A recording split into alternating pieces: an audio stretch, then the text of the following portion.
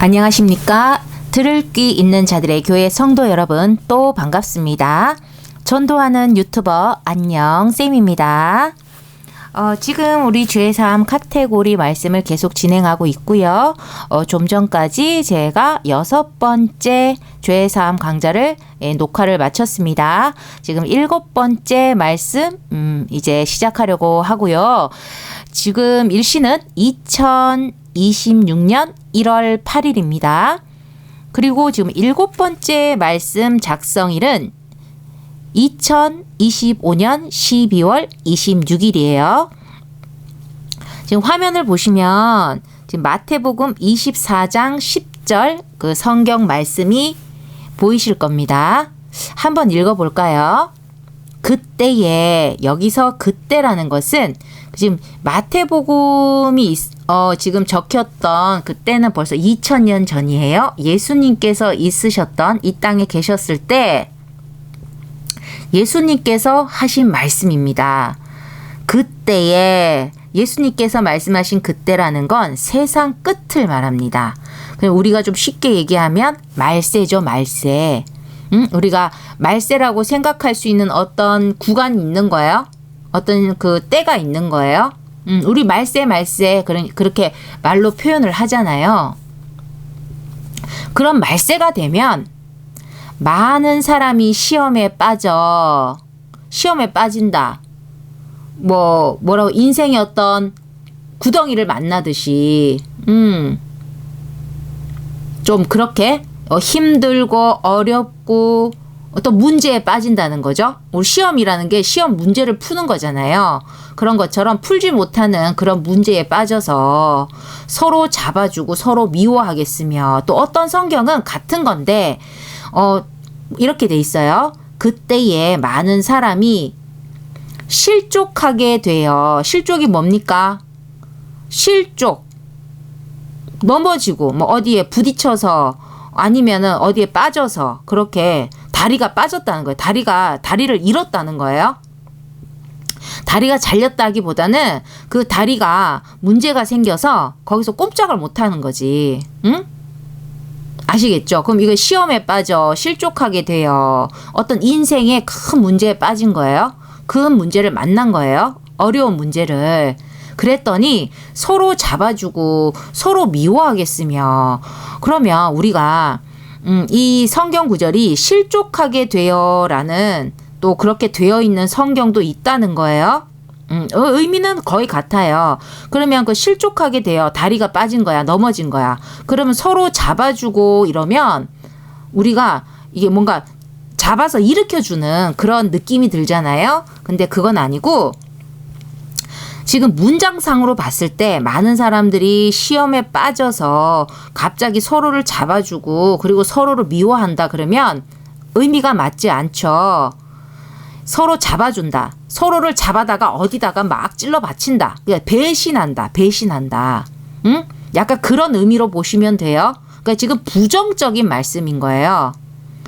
말세가 되면 많은 사람들이 인생의 문제, 그 고민, 번뇌, 응? 그런 자기만의 그 풀지 못하는 문제에 빠져서 막 그러면 혼란스럽잖아. 뭔가 판단을 제대로 하지 못하잖아. 그러면 사실은 서로를 좀 잡아주고 도와주고 해야 되는데 그런 의미가 아니고, 정말 잡아다가 어디다가 막 꼰지른다. 배신을 하는 거예요. 배신을 하고 서로 미워하겠으며, 이 뜻입니다. 자, 지금 이 성경 구절을 가지고 이제 말씀을 한번 진행해 볼게요. 그래서 실족하게 돼요. 시험에 빠져. 제가 뭐라고 했습니까? 인생에서 그냥 발이 빠진 거야. 어딘가에 구덩이에 빠지든 뭐 이런 거 있잖아요. 그 구덩이에 빠지면 어때요? 그 발이 빠지면 더 이상 가지 못하잖아요. 그 발을 빼기 전까지는. 응? 그러니까 그 자리에서 멈춰 정체되는 거지. 그리고 또 어떻게 또 실족할 수 있냐? 시험에 빠질 수 있냐? 발이 걸려 넘어지는 거야. 어디? 응? 튀어나온 돌 같은 문제에 내가 발이 걸려서 넘어지고 그럼 다치잖아요. 그런 말세에는 많은 사람들이 시험에 빠지고 실족하게 된다는 거예요. 그러니까 말세는 세상이 어지러워요. 그리고 어둡습니다. 그래서 뭐 좀 혼란하고, 뭔가 혼탁하고, 그리고 혼돈스럽고, 왠지 내 정신이 혼미한 것 같아요.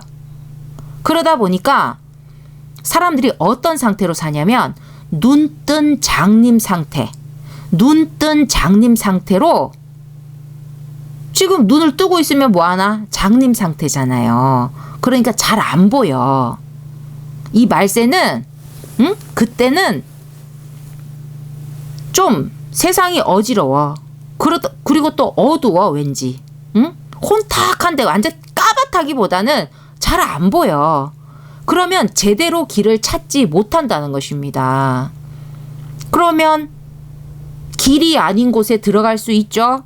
길을 찾지 막 헤매다가, 그리고 발밑에 있는 걸림돌을 피하지 못하고 그렇게 인생을 실족하는 그런 상태에 빠진다는 거죠. 그러니까 몸도 마음도 자꾸 걸려 넘어지게 된다는 것입니다. 여러분 이해되시겠죠? 그리고 또 서로 미워하겠으며 이 성경 말씀에 잡아주고는 그 잡아주고는 아니지만 사람들이 미워만 하지는 않죠. 그래서 잡아주는 자도 있을 거예요. 진짜로 내가 인생의 걸림돌에 걸려 넘어졌을 때 뭐 잡아주는 그런 상황도 있을 수 있겠지만 여기서 미워하게 되는 건 뭐겠어요?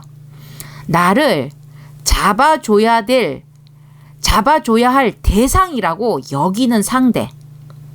너는 나를 잡아주겠지. 내가 넘어졌으니까, 내가 구덩이에 빠졌으니까, 내가 돌뿌리에 걸려 넘어졌으니까 하고 하면 우리 마음속에 두고 있는 어떤 대상이 있잖아요. 아, 너는 날 좀 도와줄 거야. 나를 잡아줄 거야. 나를 일으켜 세워줄 거야 라고 내가 그렇게 생각하는, 그렇게 여기는 상대가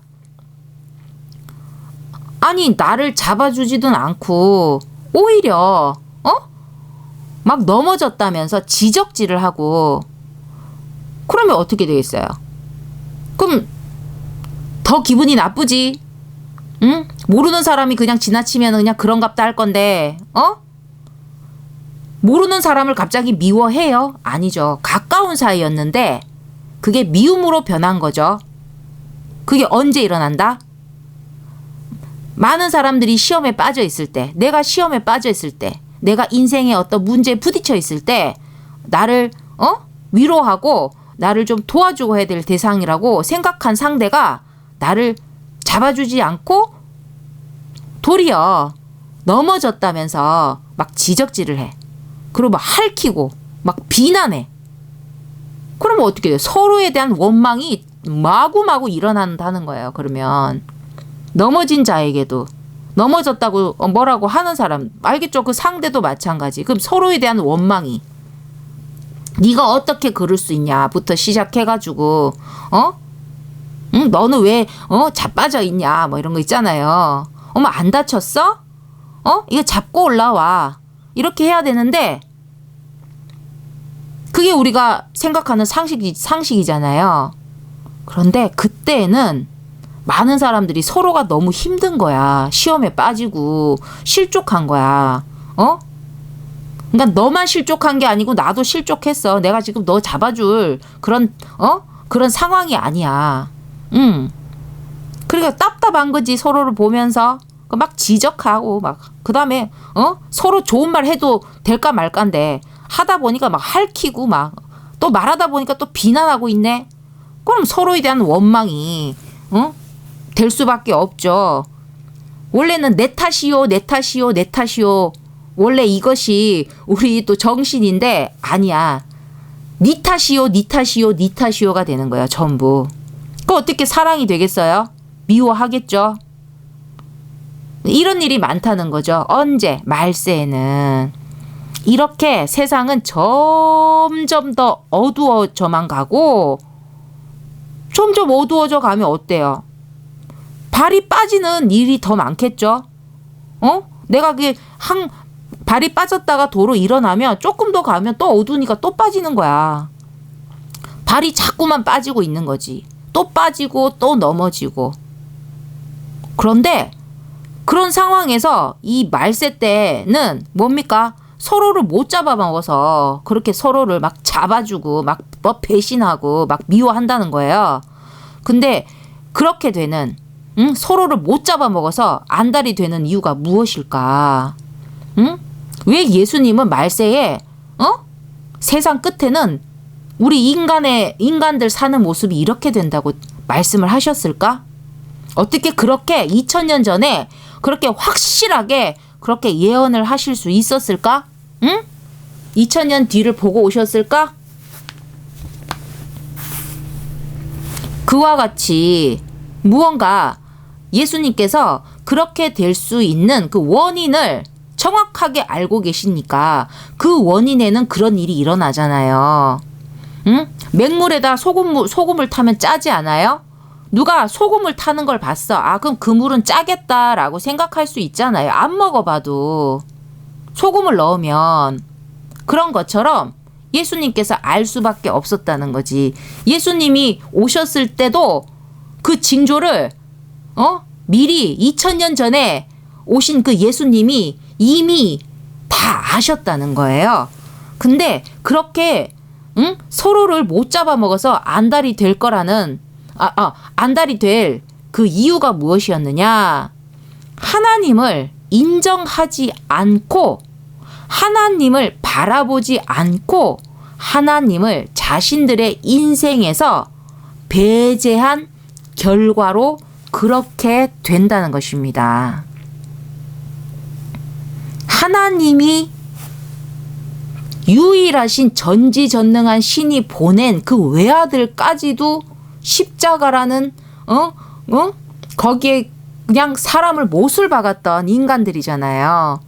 믿음으로 맞이하지 않고 불신으로 그냥 폐악을 부렸던 그 원인이 2000년 전에 있었다는 거죠.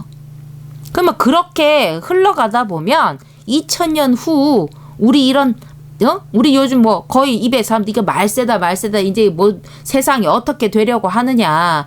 근데 지금 제가 확실하게 말씀드릴 수 있는 건 지금 말세 구간에는 우리가 너무나 확실하게 들어와 있다는 거예요. 말세라는 것이 어떤 한 날 한시가 아니죠. 어떤 구간이죠. 지금 말세 구간에는 우리 2026년 1월을 살아가시는 여러분은 다 들어와 계세요. 그러면 예수님께서 그때에 하고 이제 예언하신 말씀이 지금 그렇게 흘러가고 있다는 거죠. 지금 사람들 말 서로 못 잡아먹어서 안달이잖아요. 근데 그렇게 서로를 못 잡아먹어서 안달이 된 이유가 결국 예수님이 오시고 2000년 후에 그렇게 돼버린 이유가 무엇이다? 하나님을 인정하지 않고 하나님을 바라보지 않고 하나님을 자신들의 인생에서 배제한 결과라는 것입니다. 아닌데 하나님 인정하고 하나님 바라보고 하나님을 자기 인생 안에 담고 산 사람들이 있는데 있었죠. 근데 너무 적었죠. 그게 문제죠. 아니 다수가 사는데 소수 중에 소수만 믿어가지고 이게 되겠어요? 사람이 몇 명인데. 그러다 보니 이젠 하다 여러분 그렇게 하나님을 인정하지도 않고 하나님을 바라보지도 않고 그리고 하나님을 자신들의 인생에서 아예 배제해버렸어. 그러니까 이제는 하다 이 말세 이 구간에 있는 사람들이 생각하는 게 뭡니까?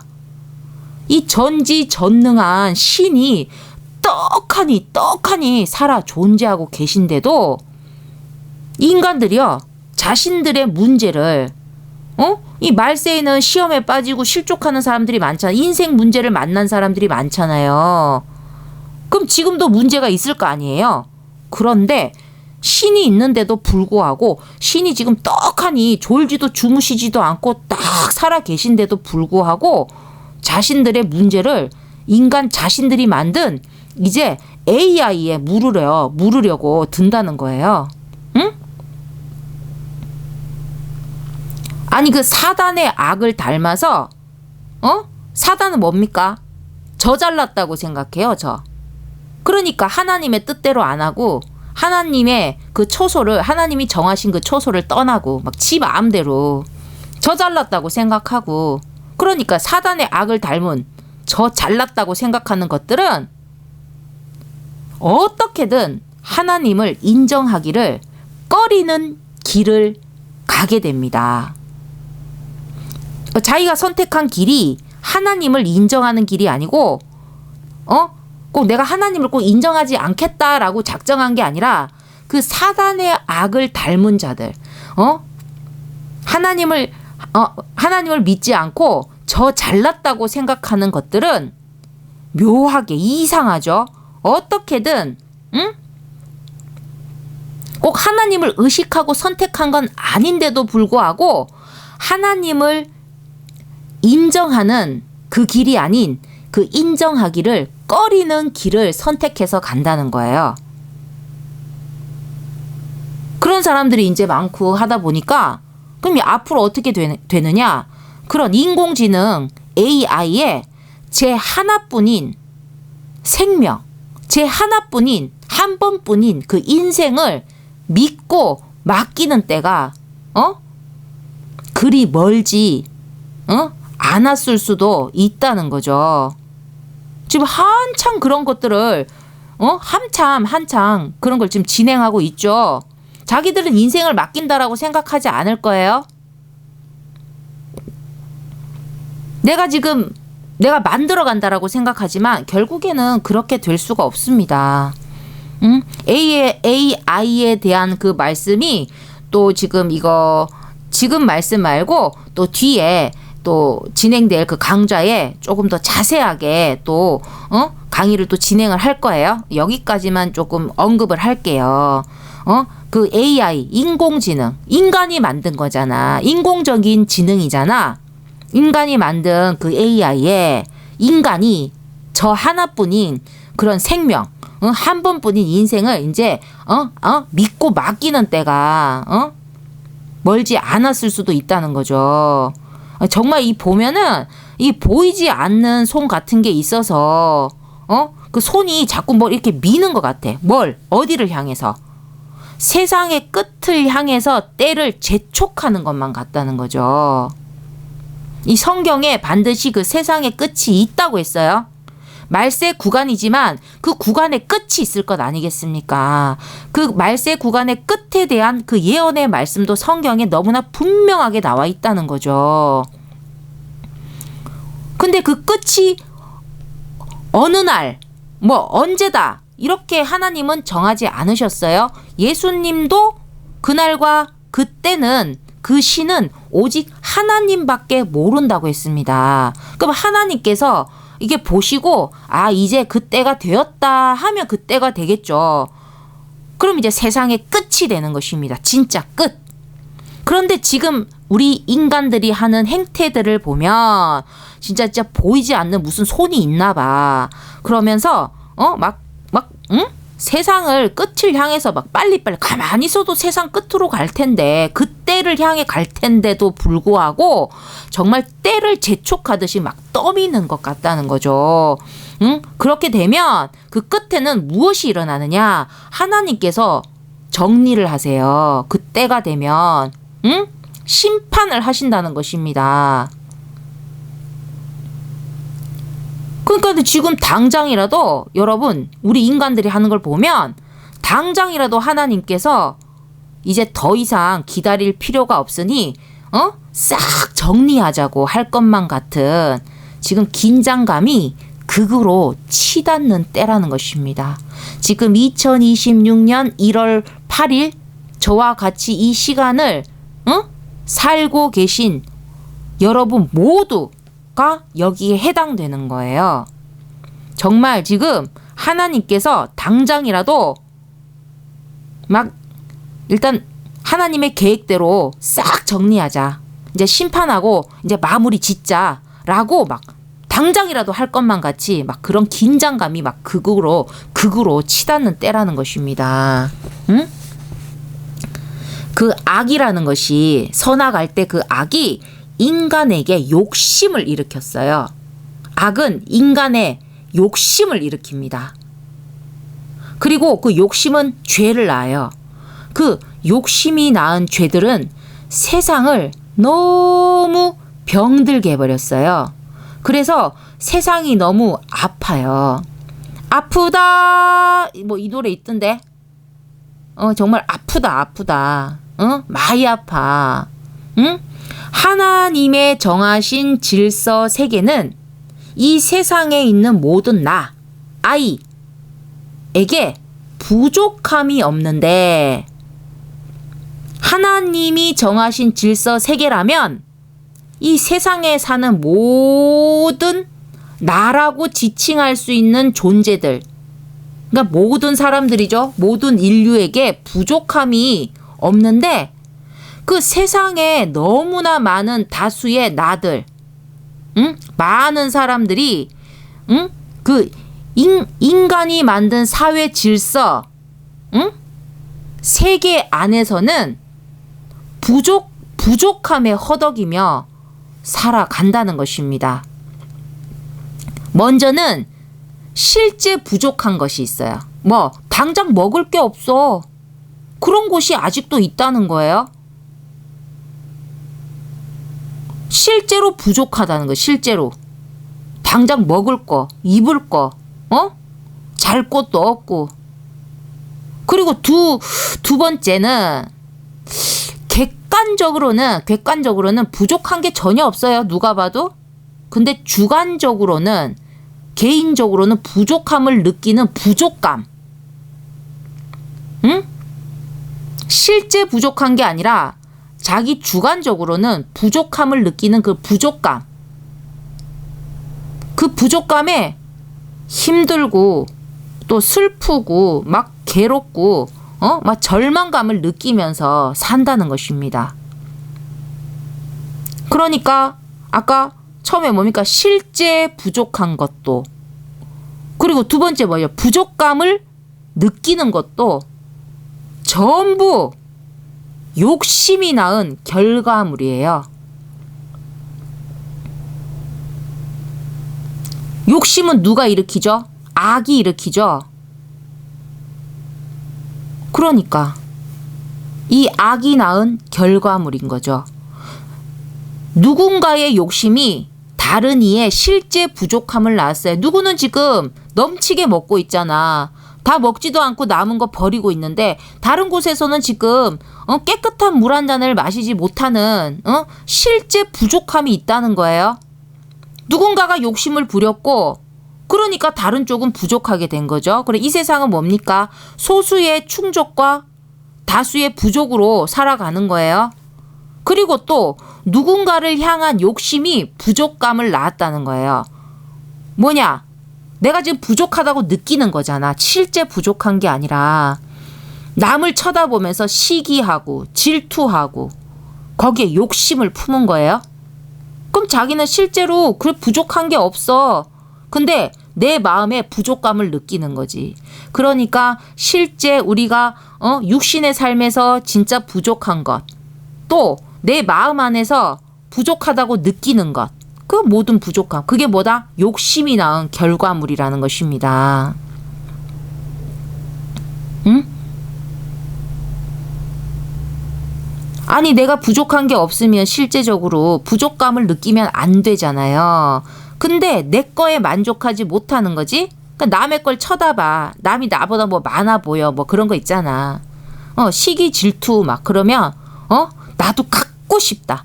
나도 저거 뭐 이렇게 되는 거예요. 그렇게 인간들은 인간이 만든, 하나님이 준비해 주신, 인간들은 인간을 만든 하나님이 준비해 주신 그 차고 넘치는 그 에덴 동산의 평안한 그 삶을 저버렸습니다. 인간을 만든 하나님이 알아서 준비해 주신 그 차고 넘치는 에덴이 있었는데 죄로 말미암아 그 에덴에서 쫓겨났죠. 응? 그렇게 인간들은 에덴에서 쫓겨남으로 그 차고 넘치는 그 에덴에서의 삶에서 벗어났고 그 평안한 삶을 저버리게 된 결과가 됐어요. 그래서 그 에덴 밖에서 늘 부족함과 부족감에 시달리며 그 에덴을 벗어난 이 땅에서 불안한 삶을 살아간다는 것입니다. 자꾸 부족하니까 불안함을 느낄 수밖에 없어요. 내가 풍족한데 그럼 안정감을 느끼겠지. 불안하다는 거지. 뭔가 모르게 있어도 불안해. 있어도 없어도 계속 불안하다는 거죠. 여기는 에덴이 아니에요. 차고 넘치는 에덴 바깥이라는 거지. 응?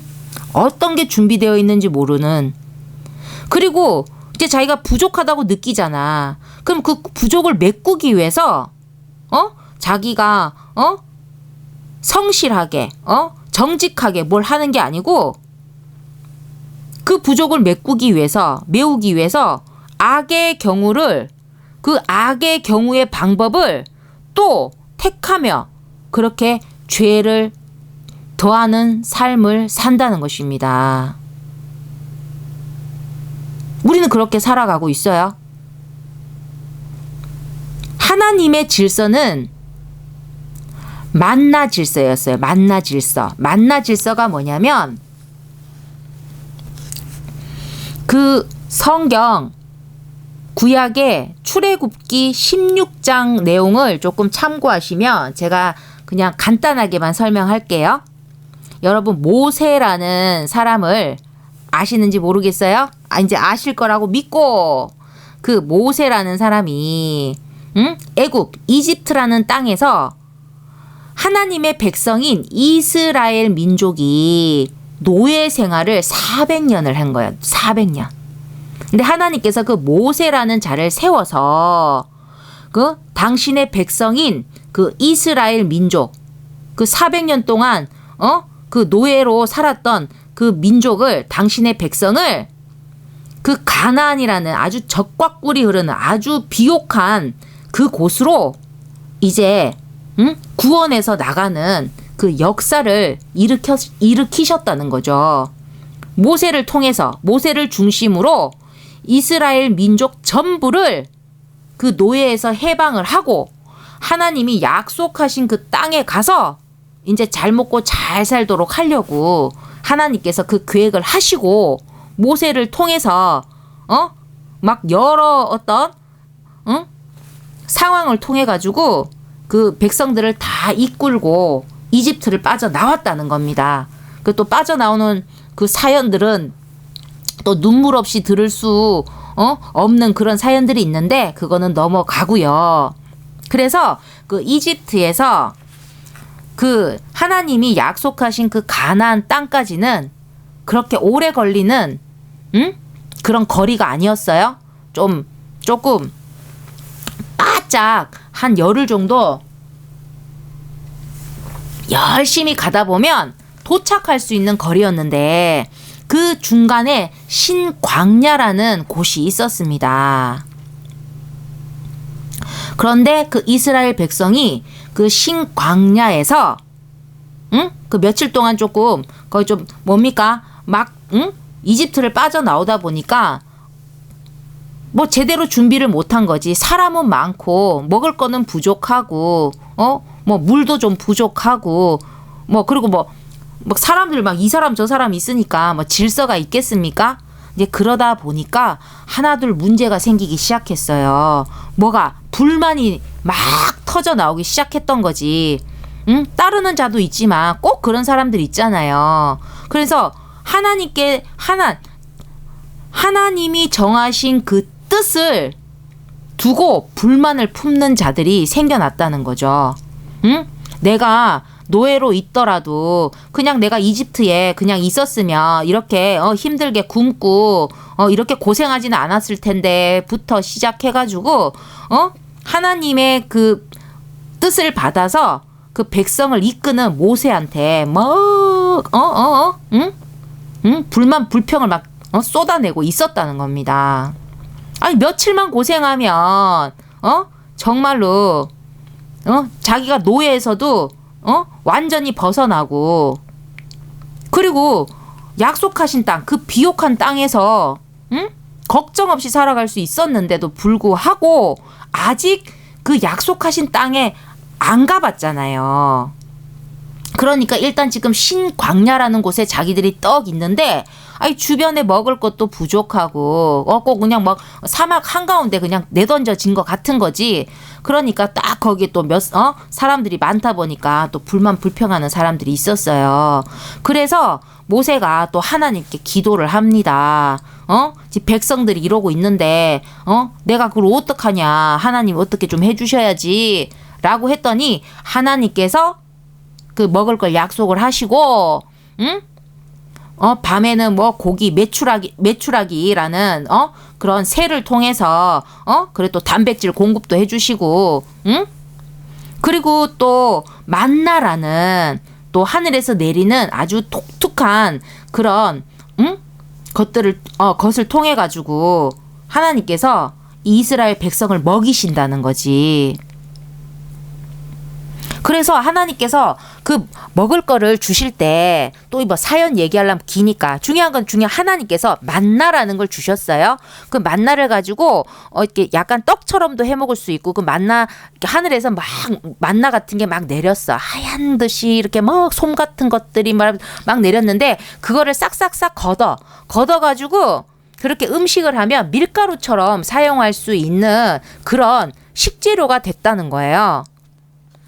아시겠죠? 그런 만나가 있었어. 그러면서 하나님께서 이 만나를 할 때 얼마까지만 걷어라, 한 사람에 얼마씩 걷어라 라고 이렇게 또 하나님께서 정해주세요. 부족하지 않게. 아니 나한테 부족하지 않으면 되잖아요. 내가 내 배에 찰 정도면 되잖아. 그 이상 먹을래야 먹을 수가 있나? 그래서 하나님께서 넉넉하게 한 사람당 요렇게 그렇게 하나님께서 하늘로서 그 만나를 내려주시면 그러면 그거를 이렇게 얼마만큼 걷어서 사람 수대로 이렇게 준비하고, 그 대신 다음 날까지는 그걸 놔두지 마라 라고 또 하나님께서 딱 말씀을 하셨어요. 근데 또 이런 사람들이 있죠. 아니 내가 지금 있는데 내일 또 먹을 게 부족하면 안 되잖아, 혹시라도. 그러니까 또 하나님을 못 믿은 거야. 하나님께서 분명히 먹을 걸 준다고 했는데도 불구하고 혹시 하는 마음에 아니 그 먹으라고 준 걸 갖다가 또 남긴 거지. 근데 우리는 그걸 나쁘다고 생각하지 않아, 인간적으로는. 내가 내일이 걱정되니까 내가 오늘 밥을 한 그릇이 생긴 거야. 그럼 내가 반 그릇만 먹고 내일 반 그릇 먹어야지 하고 계획할 수 있잖아요. 그건 우리 인간적인 생각이고, 이때는 지금 이집트를 탈출해서 노예에서 해방을 하고 하나님이 약속하신 그 비옥한 땅에 들어가기 그 중간 그 딱 그 며칠 동안 그걸 진행하는 데 있어서 하나님께서 딱 정해 주셨다는 거예요. 부족하지 않게. 그런데 또 하나님을 믿지 못한 거지. 그래서 하나님께서 남겨두지 말라고 분명히 말씀하셨는데 남겨뒀다는 거죠. 그랬더니 그 다음날이 되니까 어떤 일이 벌어졌다? 그 만나가 썩어 들어가고 벌레가 먹더라는 거죠. 그 결국에는 남긴 자들이 뭡니까? 아이 그 전날에 그냥 배부르게 먹고 치웠으면 될 텐데 먹지도 못하고 버려지는 거예요. 그 다음날 되면 또 하나님이 만나를 내려주셨어요. 그렇게 백성들의 그 불만 불평들로 말미암아 그 한 며칠이면 하나님이 약속하신 그 땅으로 갈 수 있었는데도 불구하고 그 이스라엘 민족은 그 신광야에서 40년을 보내게 됩니다. 거기가 40년 동안 있을 곳이 아니에요. 오죽했으면 그 빠져나오자마자 먹을 거 없다고. 그렇게 이게 황량한 곳이야. 근데 거기를 빠져나가지 못하고 40년 동안 거기 머물게 된다는 거죠. 응? 그 작은 것 하나도 하나님이 정하신 대로 이들은 따르지 않았다는 것입니다. 분명히 이스라엘 민족은 하나님의 백성인데도 불구하고 응? 하나님께서 하시는 말씀에 대해서 한 번에 그냥 예하는 게 없었다는 거예요. 그래서 며칠이면 갈 수 있는 거리를 결국엔 그 목적지까지는 가지도 못하고 40년을 그냥 거기서 뺑뺑이를 돌게 되는 거예요. 자, 이게 그 출애굽기 16장의 내용입니다. 그러면 여러분, 이 제가 지금 스토리를 좀 축약해서 알려드렸어요. 그러면 이 우리 분노 유발 그런 인간의 행태들이 좀 보이셨죠? 이제 그런 걸 보면서 여러분 뭘 느끼셨어요? 그 제가 그랬잖아요. 인간적으로 뭐 그게 뭐가 나쁘냐? 나 같아도 그럴 수 있을 것 같은데? 아니면 나랑은 좀 달라. 근본적으로 달라. 또 뭐 있어요? 야, 어딜 가나 그런 사람 하나쯤은 다 있지. 응? 그리고 야, 사람은 다 그런 거지 않냐? 뭐 그렇게 여러분 그렇게 생각이 드세요? 그렇잖아. 갑자기 내가 살던 곳에서 빠져나와가지고 지금 생전 모르는 곳으로 가는데, 응? 당장 그래도 노예로 살았지만 그래도 주인집에서 그래도 밥은 좋은 건 아니래도 그래도 배 안 골고는 있었는데 그 당장 그 사막 같은 데 나와가지고 배는 골고 있지. 그리고 만나라는 건 본 적도 없는데 하나님이 약속하심으로 주신 그 만나가 막 내려. 그러니까 내가 좀 이걸 아껴놨다가 내일 조금 내가 더 먹어야 되겠다든지 아니면 내일을 위해서 내가 조금 비축해 놨다든지 뭐 그렇게 우리 인간적으로 생각할 수 있잖아요. 근데 그게 아니에요. 제가 있잖아. 하나님의 질서는 만나 질서라고. 그 누구에도 부족하지 않게 주셨고 그날도 주셨고 그 다음날도 주셨고 40년 동안 그 신광야에 이스라엘 민족이 갇혀 있었지만 가다 놓은 게 아닌데 자기들이 갇힌 거야. 하나님의 뜻대로 행하지 않으니까 자기들이 거기에 갇히게 된 거지. 근데 그 40년 동안 하나님께서 만나를 주셨다는 거예요.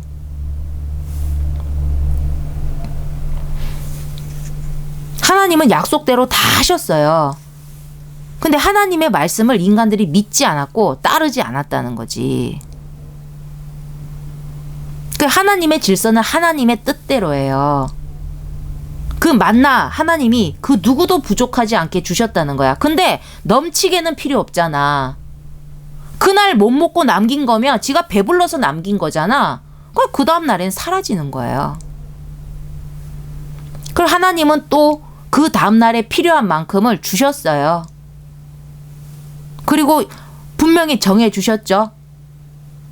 이렇게 하라고.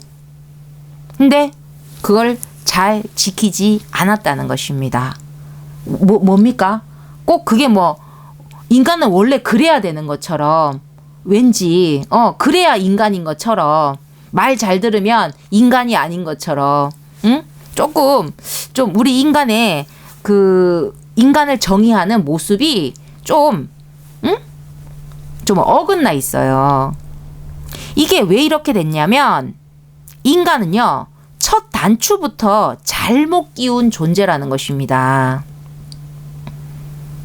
하나님으로부터 창조된 그 1번 인간 아담부터 아예 그 잘못 끼워졌다는 거예요.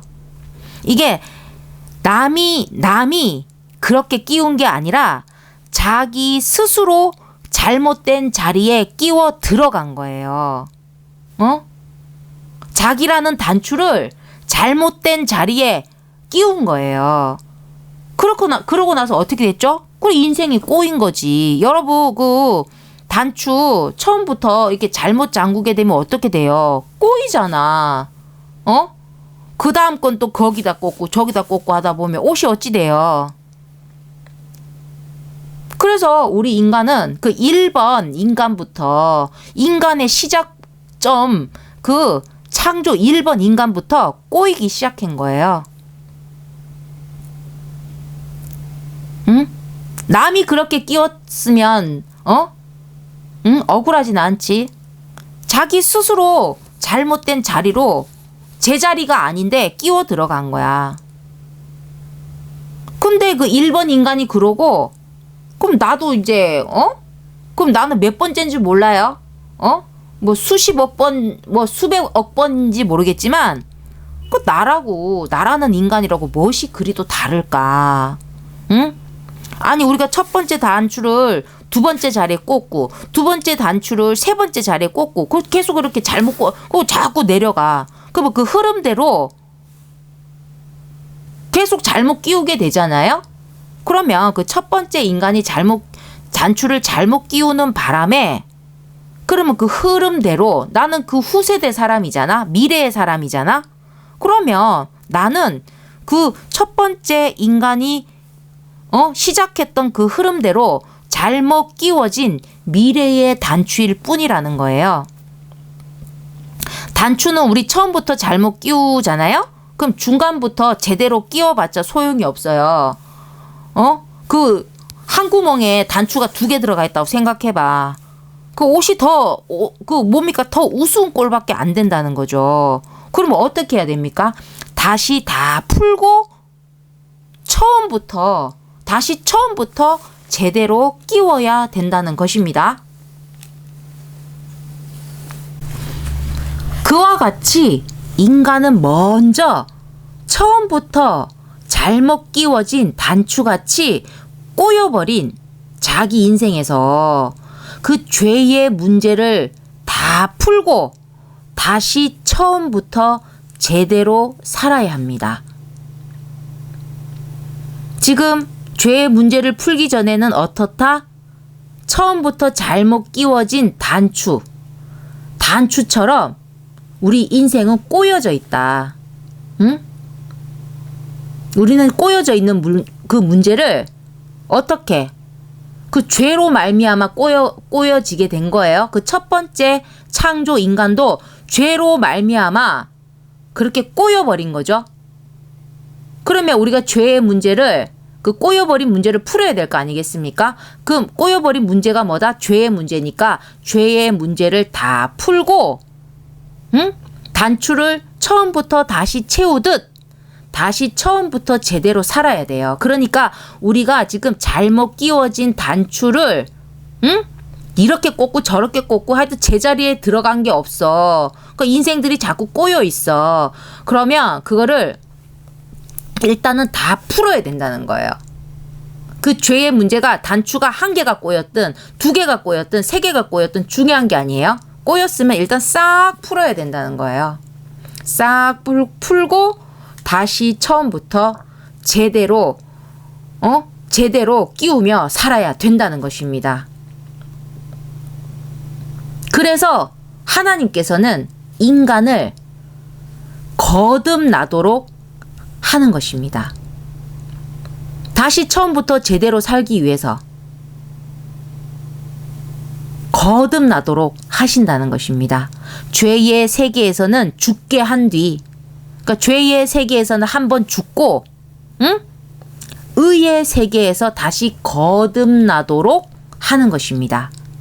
그러면 죄로 시작한 첫 삶은 끝내고 의로 제대로 된 재시작을 할 수 있는 것이에요. 그렇게 의로 시작한 삶에, 이제는 죄로 시작한 삶이 아니에요. 새로 받은 인생은 무엇이다? 의로 시작한 삶이라는 것입니다. 그러면서 내가 살면서 의를 쌓으면서 살면 제가 6번째 말씀에서 했던 것처럼 내가 쌓은 의는 전부 하늘의 재산으로 쌓인다는 거예요. 그러면 나의 미래는 완벽하게 보장이 된다는 거예요. 내가 죄의 세계에서 한번 죽고 내가 의의 세계에서 다시 거듭나서 그 의로서 제대로 된 시작을 하고 그리고 살면서 의를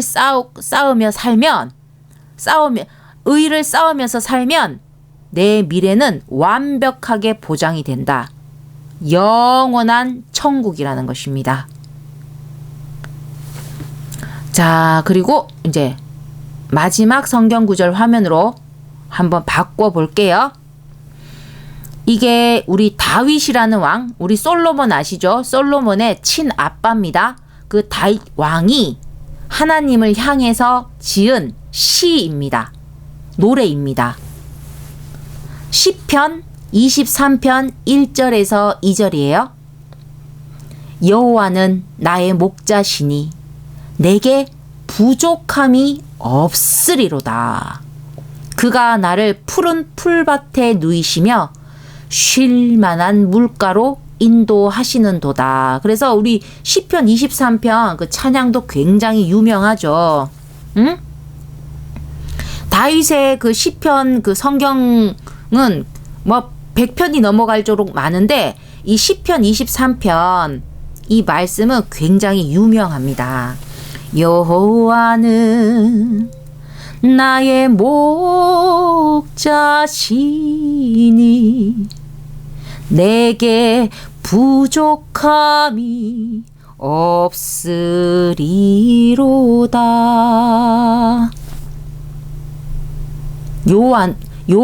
여호와는 나의 목자시기 때문에 내가 부족함이 없다. 그 나는 양이라는 거예요. 그 옆에 밑에 보면 양들이 막 지나가고 있죠. 자, 그렇게 해서 여러분, 제가 이제 그 죄의 세계에서 죽어버렸잖아. 그리고 의의 세계에서 다시 살았잖아. 그러면 우리가 죄의 세계에서 살 때 그렇게 막 생기던 문제들도 없어지는 거예요. 내가 죄의 세계에 살 때는 문제였던 것이 내가 의의 세계에서 다시 살게 되니까 하나 문제가 되지 않는다는 것입니다. 내가 지금 의의 세계에서 살면 실제 부족한 게 있다. 그러면 그건 또 하나님이 채워주신다는 거예요. 그리고 이제 내가 그랬잖아. 부족한 건 두 가지죠. 진짜로 부족하든지 아니면 내가 부족감을 느끼든지. 그러면 그 의의 세계에서는 내가 부족감을 느낄 수가 없다는 거죠. 부족감이 느껴지지 않아요. 내 거에 만족하고 사는 거예요. 그러면 지금 이 시편을 지은 다윗과 같이 표현할 수 있겠죠. 뭐라고? 내게 부족함이 없으리로다. 그렇게요. 근데 자기를 의의 세계에서 거듭났다고 주장은 해. 나는 이제 죄 사함을 받아서 죄에서 죽었고 내가 이제 의의 세계로 거듭난 나는 의인이다. 나는 믿음의 자녀다라고 자기가 이제 주장을 하는데 그 죄의 세계 살 때나 문제가 될 법한 그 문제를 내가 고민하고 번뇌로 끌어안고 그리고 그 무게에 짓눌리고 걸려 넘어지는 게 뭐야? 실족하고 시험에 들고 그러고 살고 있다면 그가 진정 의의 세계에 거듭난 자가 맞냐는 것입니다. 그래서 우리 구주 예수 그리스도께서는 뭐라고 하셨다고? 6번째 말씀에도 제가 강조했어요. 끝까지 견디는 자가 구원을 얻는다고 말이죠. 믿음으로 죄 사함을 받고 의의 세계에서 의인으로 거듭났다면 그때부터는 끝까지 오직 믿음으로만 살아야 하는 것입니다. 오직 의인은 믿음으로 말미암아 산다고 하박국 2장 4절 말씀 여러분께 6번째 말씀에서 안내 드렸어요. 그래서 이 말을 다르게 표현해 볼게요. 거기서는 그냥 의인은 믿음으로 말미암아 산다. 6번째 말씀에서는. 그리고 그 믿음은 뭐냐? 예수 믿음이다. 그러니 오직 의인은 예수 믿음으로 말미암아 살리라까지 말씀을 드렸어요. 근데 지금 7번째 말씀에서는 같은 구절을 가지고 이렇게 말씀드려요. 자, 오직 의인은 믿음으로 말미암아 산다고 했잖아요. 그러면 그 의인은 믿음이 아니면 살지 못한다는 말이 된다는 것입니다. 믿음이 아니면 살지 못한다는 말이잖아요. 오직 예수의 의로 강제 의인으로 거듭났다면 죄의 세계에서 살 때의 그 악습은 버려야 된다는 거예요. 그렇기에 믿음으로 의인된 자녀에게 발생할 죄는 하나예요. 그 믿음으로 죄 사함을 받고 믿음으로 죄 사함을 받고 의인으로 거듭난 그 믿음의 자녀에게 발생할 수 있는 죄는 딱 하나라는 것입니다. 무엇이냐? 왜 믿음으로 살지 않냐? 응? 왜 믿음으로 살지 않느냐? 왜 하나님의 뜻대로 살지 않느냐? 이겁니다. 믿음으로 살지 않은 죄. 그게 다른 말로 하나님 뜻대로 살지 않은 죄라는 겁니다. 또 다시 말해서 뭐죠? 뭐라고 지금 묻는 거예요? 왜 죄인이었을 때와 너는 이제 의인이 되었는데 왜 죄인이었을 때와 같은 삶을 사느냐? 그걸 묻는다는 거죠.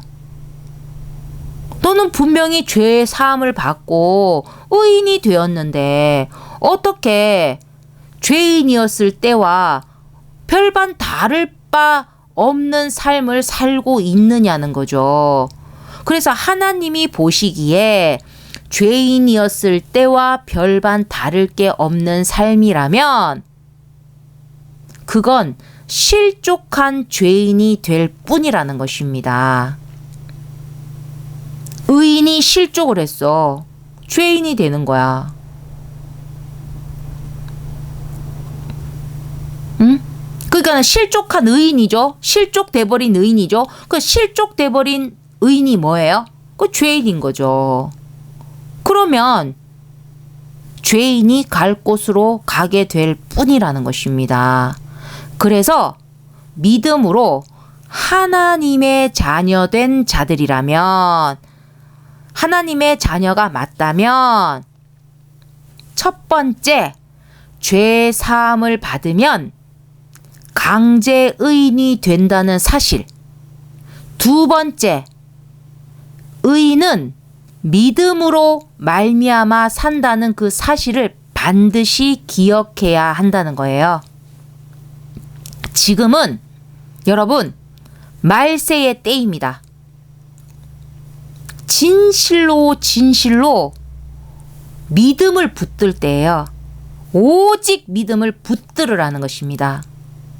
이 때가 가까웠음이 좀 여러분 이제 감각이 좀 무딘 사람들이 있잖아요. 근데 그 무딘 사람들도 이제는 좀 정말 좀 이렇게 조금이라도 느껴지지를 않습니까? 어떤 시대적인 어떤 그런 때가 무언가가 세상의 끝을 향해 우리가 굉장히 가까이 와 있다라는 거, 그것이 느껴지지 않습니까? 응? 조금이라도 느껴진다면 지금까지는 여러분이 어떻게 살았다고 해도 이제는 지금부터라도 진짜로 그때를 준비하고 살지 않으면 어떤 후회를 마주하게 될지는 정말 모를 일이라는 것입니다. 여러분, 이거 인간이 만든 인간 사회법, 여러분이 알고 있는 법이에요. 이 법에는, 인간이 만든 법에는 하나님과 동일한 의지의 법도 있고요, 아닌 것도 있어요. 그러다 보니까 몇 가지 경우가 생겨납니다. 어떤 게 있어요? 하나님 법에서도 불법이고 인간 법에서도 불법인 것. 그러니까 하나님 법으로도 안 된다는 것이고 인간 법에서도 그러면 안 된다라는 그런 어떤 동일한 경우가 있어요. 그리고 또 하나님 법으로는 불법이야. 하나님 법으로는 그건 죄야. 그런데 인간 법에서는 불법이 아닌 거예요. 불법이 뭐예요? 죄잖아. 하나님은 죄라고 하는데 인간은 죄라고 하지 않는다는 거예요. 괜찮다고 하는 거예요. 그리고 이 세 번째가 되겠네요. 인간 법으로는 불법이야. 근데 하나님 법에서는 불법이 아니고요, 오히려 의가 되는 경우가 있습니다. 이 어떤 예를 들 수 있어요? 뭐 특별한 예수님 한 분만 딱 그 예를 들어도 돼요. 예수님이 하신 그런 행보들을 두고 많은 인간이 예수님께 뭐라고 했어요? 불법이다, 죽을 죄다 라고 했잖아요. 근데 하나님께는 오히려 인류를 구원하는 의가 되었다는 사실이에요. 예수님은 인간 법으로는 죄인이었어요. 자기들이 죄를 씌웠잖아. 근데 하나님께는 오직 빛나는 인류를 구원하는 의잖아. 그 의가 아니면 우리가 구원을 받을 수가 없고, 하나님은 예수님의 의가 아니면 우리 죄 때문에 우리를 쳐다볼 수조차 없어요. 우리의 의를 가지고는 하나님께 가봤자 안 된다고. 예수님의 의로 우리를 덮어 써야 된다는 거죠. 그만큼 이 보세요. 그러니까 하나님의 법과 인간의 법, 우리가 막 불법 죄를 따지잖아요. 근데 다르다는 거예요. 하나님과 같은 것도 있어. 하나님도 도둑질이 안 되는데 인간도 도둑질이 안 되고, 살인이 안 되면 우리가 살인이 안 된다는 거야. 뭐 그것까지는 괜찮은데 하나님은 죄라고 하는데 인간은 상관없다고. 하나님이 죄라고 하는데 인간이 상관없다. 이건 죄가 아니다 그러면 하나님이 뭐가 돼요? 그리고 인간 법으로는 자기들이 죄라고 정했어. 죄는 하나님이 정해야 되는데 자기들이 짝퉁 하나님이 돼 있으니까 죄를 정한 거야. 근데 하나님 법에서는 오히려 의라는 거야. 그 뭐가 되겠어요 또 이렇게. 그러니까 예수님이 죄 하나 모르시는 예수님이 인간의 법으로 아니 사형수가 되는 거예요. 죽을 죄가 되는 거예요. 그러니 인간이 안 된다는 거지. 그리고 여러분, 양심을 어기는 행위. 우리 인간이 정의한 죄의 정의에도, 죄가 무엇이냐라는 정의에도 양심을 벗어나는 행위, 양심을 어기는 행위, 그것도 죄라고 딱 뜻을 해놨어요. 근데 이렇게 양심을 어기는 행위, 그리고 양심을 벗어나는 행위도 하나님의 법을 어기는 불법에 해당이 됩니다. 양심은 인간의 법처럼 따로 정한 법이 없었다고 하더라도 인간이라면 지키도록 한 그 최소한의 선한 법이에요. 그 창조 인간의 속, 그 프로그램으로 장착된 그 하나님이 그러니까 설치해버린 거지. 인간의 속에 프로그램으로 장착한 그런 마음의 선한 질서 체계라는 거예요. 하나님께서 우리 마음의 질서도 정하셨다는 거지. 우리가 어떻게 살아가야 되는지에 대해서 또 우리 우리 보이는 삶에 대한 그 질서를 정하신 것도 있지만, 하나님께서는 영과 혼과 육, 그 모든 걸 창조하셨잖아요. 그 혼의 질서 체계, 그 마음의 질서 체계도 다 정하셨다는 거예요. 그 영도 마찬가지 다 정해져 있습니다. 근데 영은 우리가 천국에 가서 하나님의 뜻대로의 그 질서 체계 속에서 살아가는 거예요. 그게 법이에요. 그래서 양심이라는 건 하나님, 창조하신 하나님이 그 인간을 창조하실 때 그 창조 프로그램으로 우리 마음에 심어놓은, 장착한 그 선한 질서 체계라는 것입니다. 자, 그래서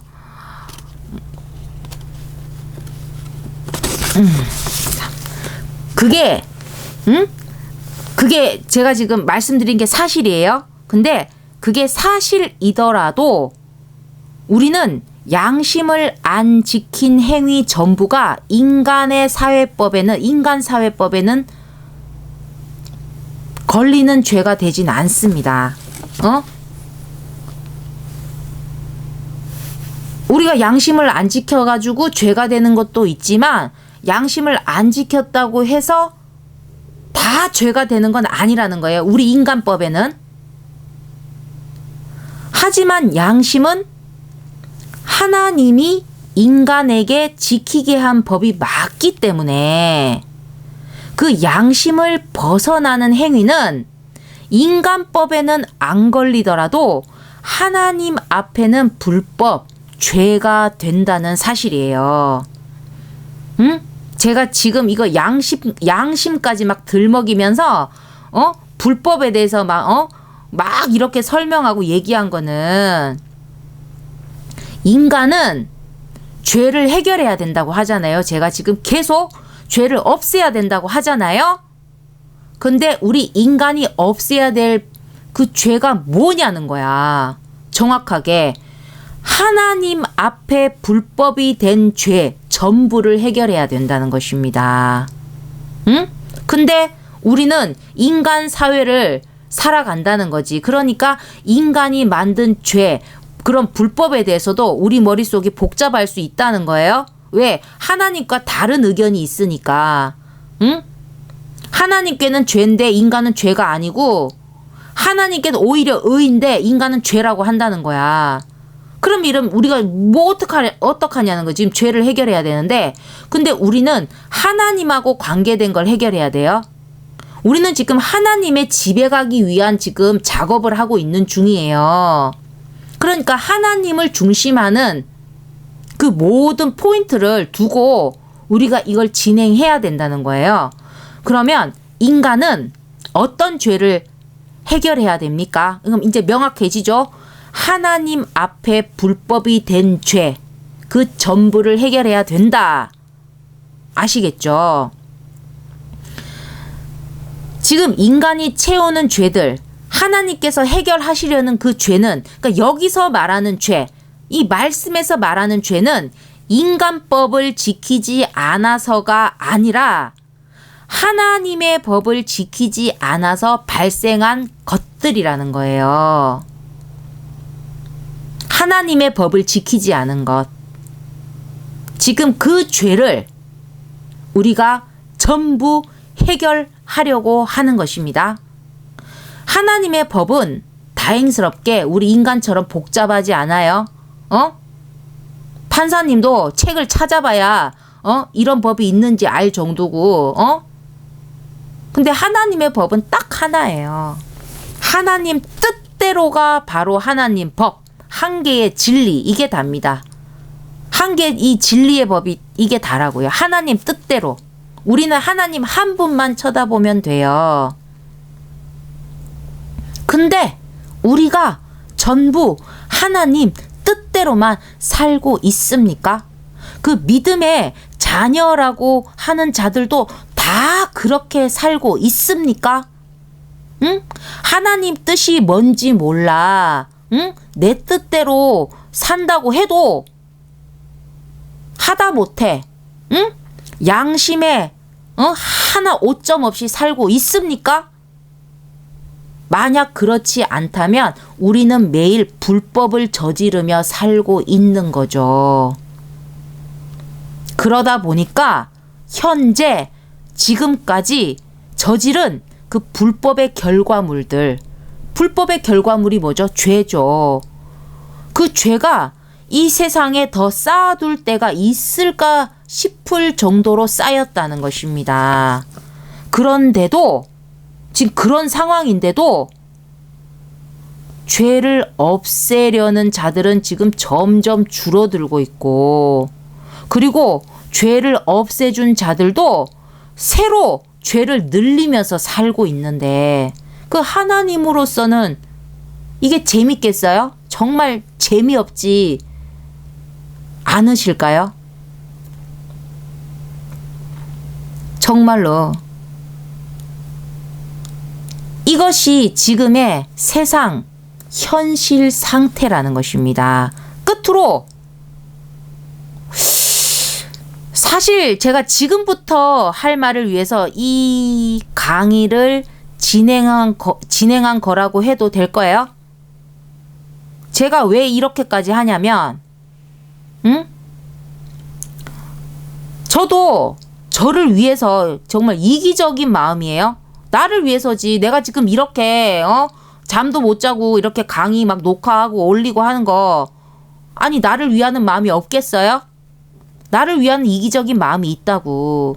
나도 나를 위해서 이 영상 강의 힘들게 준비해서 이렇게 세상에 내놓는 거예요.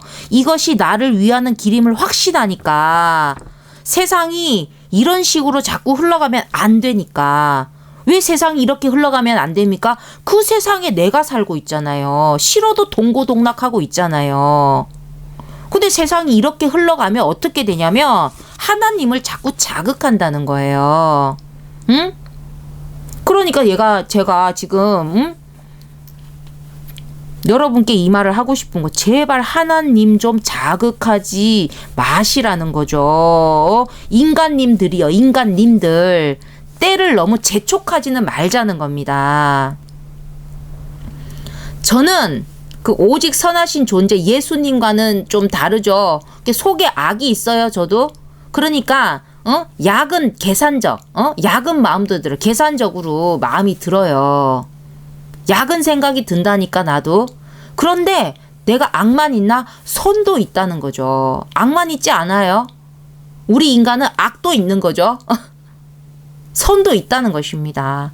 그래서 제 속에 있는 그 선이 외치고 싶은 게, 이 모든 것이 오직 진실이니까 제발 여러분 다 믿고, 여러분 다 죄사함도 받고, 여러분 다 구원을 받아서 이 지랄 같은 이 세상에,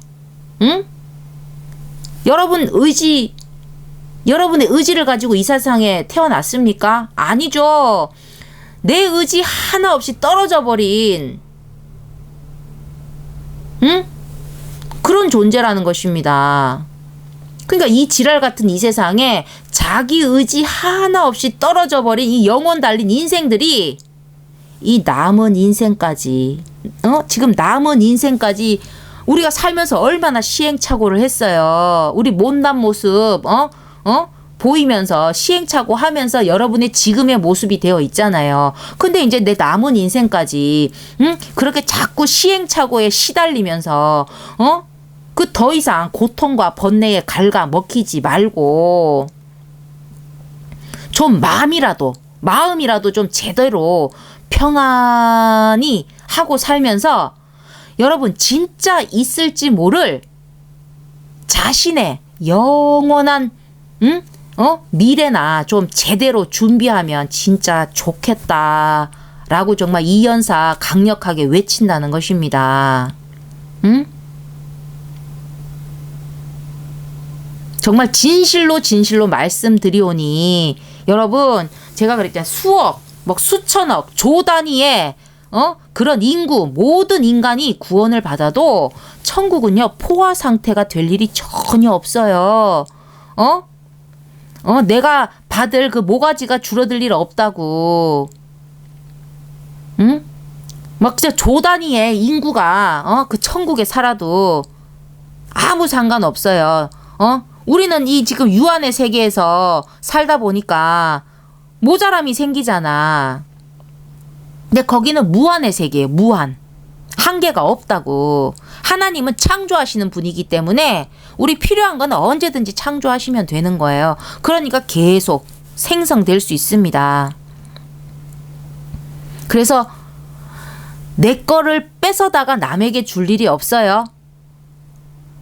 우리는 지금 내가 많이 가지려면 남이 적게 가져야 되잖아. 남이 작게 가지는 거잖아. 응? 근데 내가 받을 모가지가 줄어들 일이 없어요. 그러니까 다 같이 구원받자는 거죠. 이 남은 삶을 전지전능하다는 그 신에게 아예 맡겨버리고, 그러면 전지전능한 신이 알아서 해주겠지. 그러면 우리 좀 서로 좀 평안히 좀 살아보자는 거죠. 이게 정말로 제 소원이에요, 진짜로. 그러니까 모두가 구원을 받았으면 좋겠어요, 저는. 응? 아니, 지금 내가 하나님 뜻대로 살고 싶어도 상대가 그렇게 살지 않으면 결국에 부딪혀요. 다 같이 구원받으면 다 같이 좋잖아. 응? 제가 구원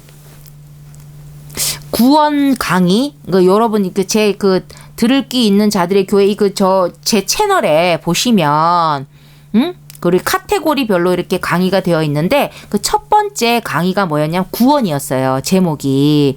그 구원이 12개의 강의가 있는데, 그 12번째 마지막 강의를 제가 강의라기보다는 처음 이제 이 영상을 하다 보니까, 조금 그래도 그 강의 하나를 카테고리를 마무리하면서 좀 사담처럼 개인적인 얘기를 하면서 조금 이렇게 풀어놨던 말씀이 있습니다. 거기에 제가 개인적인 얘기를 하면서 연예인 얘기를 했었어요. 특정한 사람 2사람에 대해서 이야기를 했어요. 첫 번째는 가정을 이룬 연예인이고요. 지금도 굉장히 활발하게 활동을 하고 계십니다. 그래서 그 가정이 어떤 가정이었냐면 웃음이 많고 빛나는 가정이라고 했어요. 그래서 제가 이름을 유추할 수 있는 그런 어떤 내용을 얘기했고, 그러고 나서 한 사람 더 그렇게 예를 들었었습니다. 그래서 지금 그분이 지금 거의 연예 뉴스에 거의 최정점의 이슈를 찍고 있어요. 제가 그분한테 뭐라고 했냐면, 그분은 아예 지칭을 하지 않았습니다. 여러 지금 진행도 하고 뭐 여러 가지 활동 영역이 많다고 했어요. 응?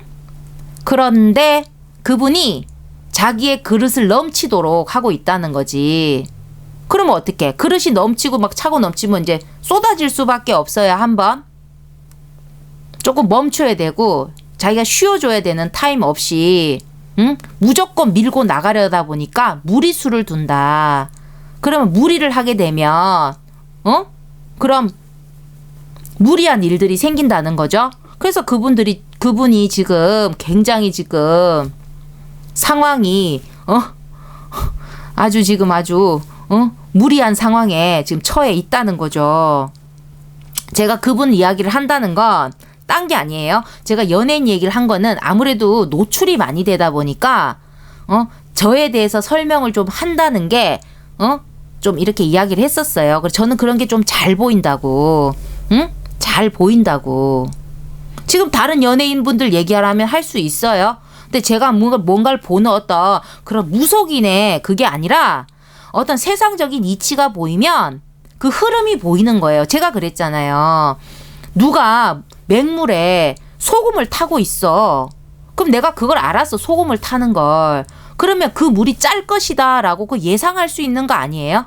이제 그런 거예요. 그런 흐름을. 제가 그런 흐름들을 잘 본다는 그 예를 들려고 했었어요. 그리고 그러니까 그 연예인분이 계속 나오는 화면에 나올 때마다 안타까운 거지. 응? 멈추지 못하고 그 생활 속에서 무리를 하면서 자기가 그 자리를 지키기 위해서 아둥바둥 하는 것, 결국에는 한 번 다 쏟아내야 되는데, 근데 그게 보이질 않으니까 자기 눈에는 계속 무리수를 두는 거죠.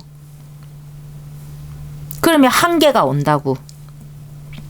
그래서 지금 그 한계를 넘어서서 지금 사회적인 문제가 돼가지고 굉장히 지금 곤란에 처해 있는 분이 있어요. 이 정도 하면 누구를 지칭하는지 뭐 아시는 분은 아실 텐데, 그분하고 개인적인 그런 관계는 전혀 없습니다.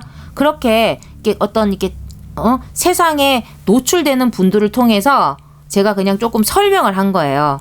뭐 때문에? 내가 그냥 마냥 틀리게 바라보는 건 아니라는 거지.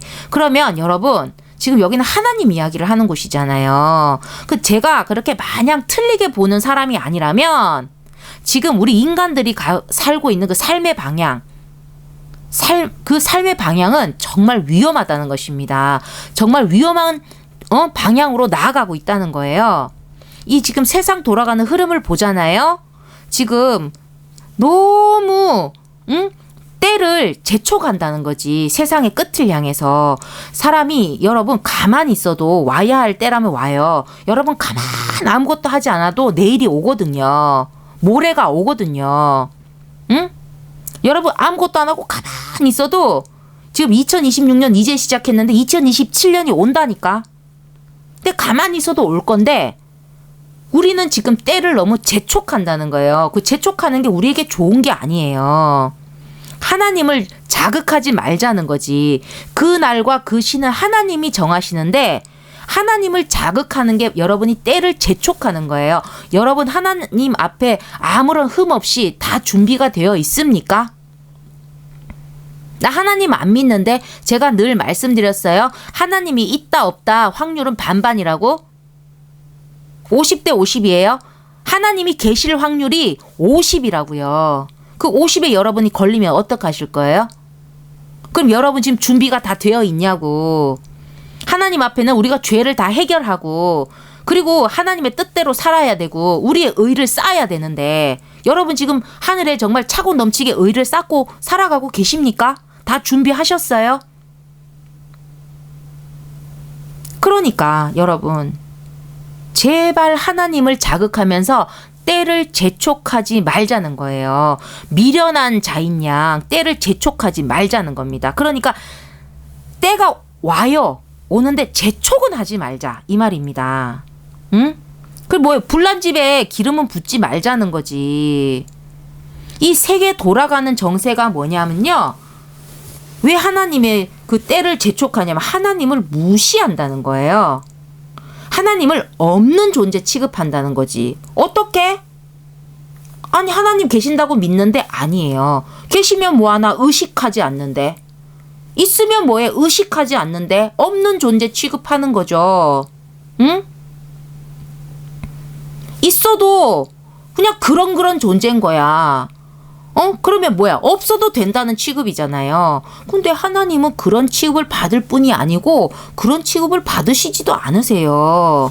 그런 취급하고 있는 자를 하나님께서 좋다고 들이시겠습니까? 당신의 집에?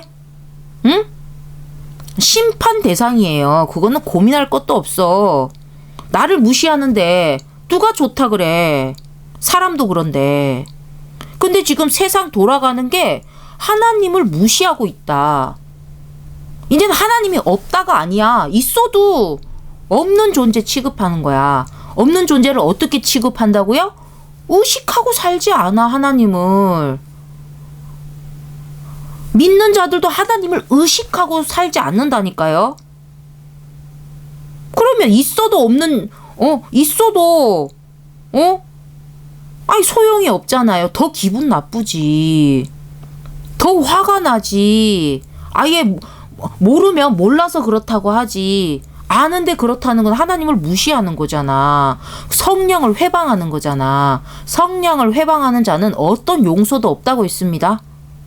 근데 지금 그렇게 하나님을 자극하는 일들이 하나님을 자극하는 사람들이 자꾸 늘고 있다는 거죠. 그러니까 여러분 좀 천천히 가자고요. 응? 이 말씀을 믿는다면 여러분 지금 믿지 않는 분들은 지금 믿음을 가지셔야 되고요.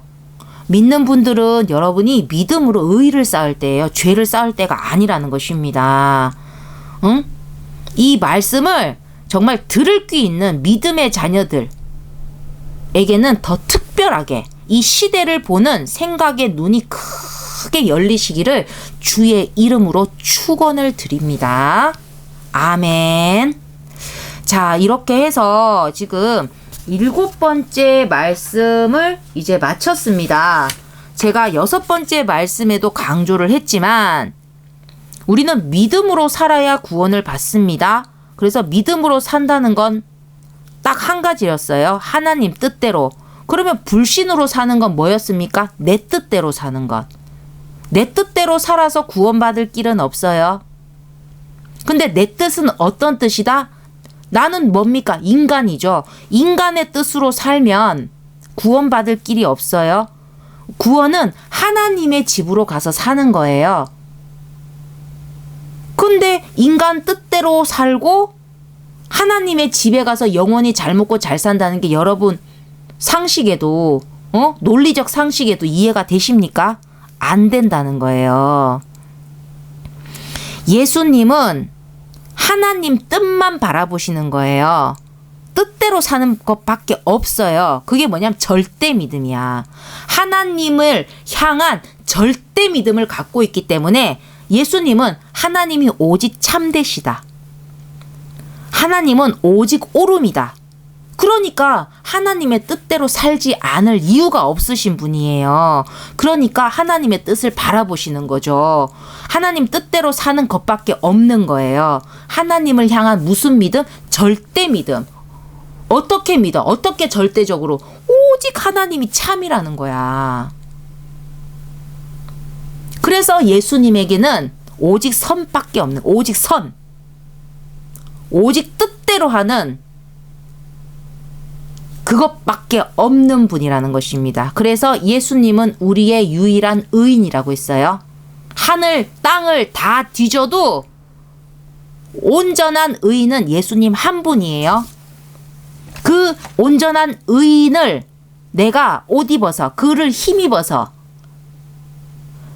그의 의로 나의 죄를 덮지 않으면 나는 하나님 앞에 갈 수 없다고 했습니다. 그리고 여러분, 예수님의 의를 덮어 쓰면 우리는 의인이 되고요. 강제 의인이 된 것은 좀 있습니다. 내가 의인이 되려고 했던 건 아니에요. 근데 어찌됐든 죄를 없애서 내가 지금 강제 의인이 된 거예요. 그러면 다시 죄인으로 사는 삶을 그렇게 살아서는 안 된다는 것입니다. 죄인이었을 때와 별반 다를 게 없는, 큰 차이가 없는 삶을 살아간다면 하나님께는 아웃된다는 거예요. 그저 주여 주여 입술만 주여 주여 하는 자가 되어서 예수님께서 뭐라고 하신다? 마태복음 7장 21절부터 쭉 읽어보시면 뭐라고 하신다? 불법을 행한 자들아 나에게서 떠나가라. 그렇게 말씀하신다는 것입니다. 그리고 여러분, 때를 제발 재촉하지 마시고요. 자기의 때도 재촉하지 마세요. 시대적으로 때를 재촉하는 것도 있지만 우리는 내 인생 내가 살잖아.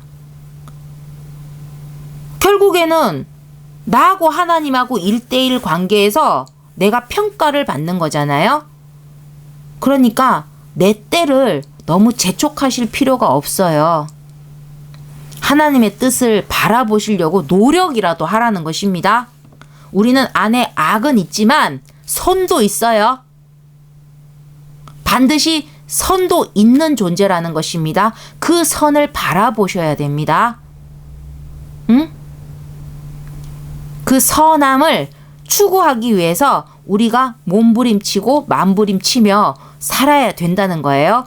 그리고 우리가 몸부림치고 만부림칠 때 우리 혼자 내버려 두지 아니하시고 하나님께서 보내신 성령을 통해서 우리가 하늘에 의를 쌓을 수 있도록, 하늘에 정말 넘치는 그 재산을 축적할 수 있도록 끝까지 도와주신다는 것입니다.